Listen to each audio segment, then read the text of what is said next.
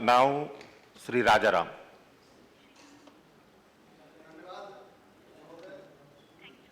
प्रौद्योगिकी संस्थान संशोधन विधेयक 2016 पे मैं बोलने के लिए खड़ा हुआ हूं।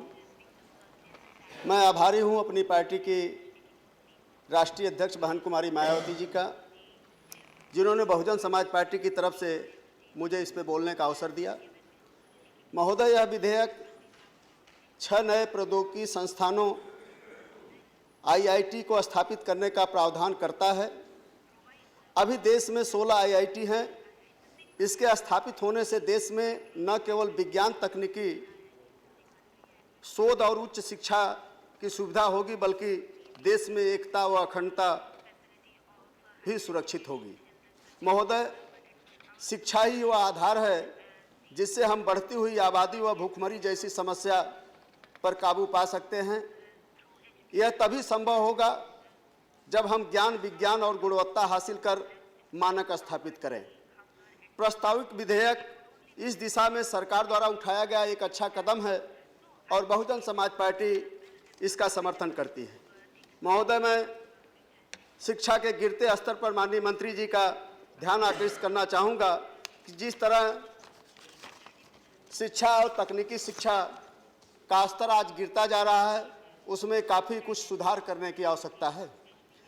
आज उच्च शिक्षा या शिक्षण संस्थाओं में संख्या तो बढ़ रही है, उसका भौतिक विस्तार तो हो रहा है, परंतु गुणवत्ता विस्तार के लिए समर्पित शिक्षकों की आवश्यकता है, जिससे मजबूत राष्ट्र का निर्माण हो सके।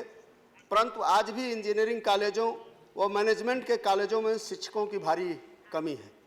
महोदय, हमें ऐसी शिक्षा की आवश्यकता है जो सभी को सुलभ हो, सस्ती हो, गुणवत्ता परक हो और समतामूलक हो।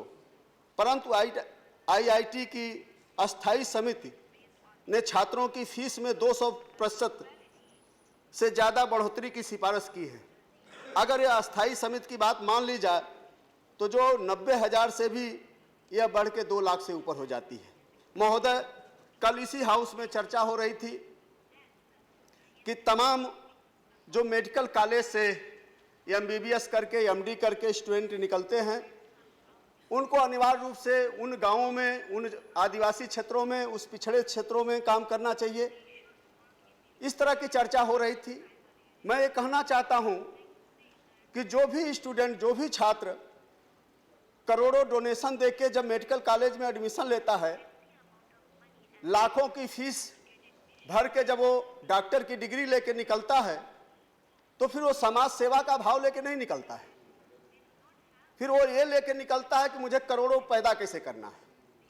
अब ऐसी स्थिति में हम ये उम्मीद करें कि वो गाँव में जाएगा, हम उससे उम्मीद करें कि वो गरीब, दलित, आदिवासी के लिए कम पैसे में इलाज करेगा, ये संभव नहीं है।